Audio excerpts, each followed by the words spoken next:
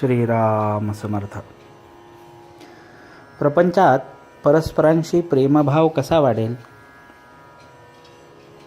निसर्गतःच प्रेम हे प्रत्येक व्यक्तीत आणि प्राणीमात्रात असते. फार काय, प्रेमाशिवाय मनुष्य प्राणी जिवंत राहू शकणार नाही. प्रेमाने सर्व जग वश करून घेता येते. प्रेम ठेवण्यात पैसा खर्च होत नाही, कष्ट नाहीत. परंतु प्रत्येकाचा अनुभव पाहावा तर प्रेम करणे तितकेसे सोपे आहे असे दिसत नाही. याचे कारण प्रत्येक व्यक्तीचा स्वभाव निराळा, आवड निराळी आणि दैवयोगाने आलेले ऋणानुबंध निरनिराळे असतात. आपल्या विचाराचे लोक असतील त्यांच्यावर स्वाभाविकच प्रेम जडते. विरुद्ध असतील त्यांच्याबद्दल प्रेम वाटत नाही. किंबहुना द्वेषही उत्पन्न होतो.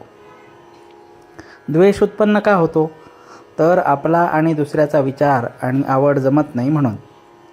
परंतु थोडा विचार केला तर असे दिसते की आपण ज्या कारणामुळे दुसऱ्याचा द्वेष करतो तेच कारण दुसऱ्याने आपला द्वेष करायला पुरेसे होते.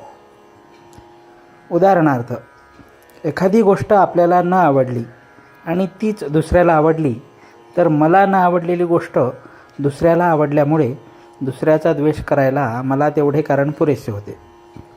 मग त्याच न्यायाने त्याला न आवडलेली गोष्ट मला आवडते हेच कारण त्याने माझा द्वेष करायला पुरेसे नाही का? व्यक्ती तितक्या प्रकृती अशी म्हण आहे. त्याचा अर्थच असा की स्वभावाप्रमाणे प्रत्येकाची आवड ही निराळी असणारच. म्हणून द्वेषबुद्धी नाहीशी करण्याकरिता प्रत्येकाच्या स्वभावाला थोडी सवलत ठेवणे जरूर आहे. आणि प्रेम जडण्याकरता सर्वांना आवडणारी जी गोष्ट असेल तिकडे लक्ष देणे जरूर आहे. प्रेम करण्याचा धडा गिरवताना सुरुवात आपल्या घरापासून करावी. घरातली माणसे, नंतर शेजारी आणि त्यानंतर आजूबाजूला आपलेपणाची भावना आपल्या कृतीने वाढवावी.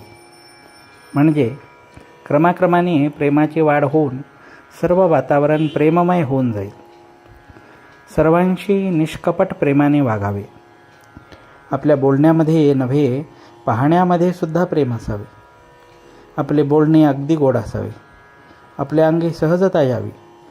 घरामध्ये अमुक एक गोष्ट कराच किंवा नकाच करू असे हट्टाने न म्हणता आपण राहावे. जसे घडेल तसे घडू द्यावे. देह असा प्रारब्धावर टाकणे मला फार आवडते. प्रेम करायला गरिबी आड येत नाही किंवा श्रीमंती असेल तर फार द्यावे लागत नाही. जसे आई आणि मुलाचे प्रेम असते तसे भगवंताचे प्रेम लागावे. ज्याला भगवंताचे प्रेम येईल तो सृष्टीकडे कौतुकाने पाहिल. भगवंताचे प्रेम हे कोणत्याही साधनाचा प्राण आहे. ते मागण्यासाठी रोज भगवंताची प्रार्थना करावी आणि त्याच्या अनुसंधानात राहण्याचा प्रयत्न ठेवावा. घरामध्ये काय किंवा बाहेर काय, प्रेमाचा धाक असावा, भीतीचा असू नये. जानकी जीवन स्मरण. जय जय राम.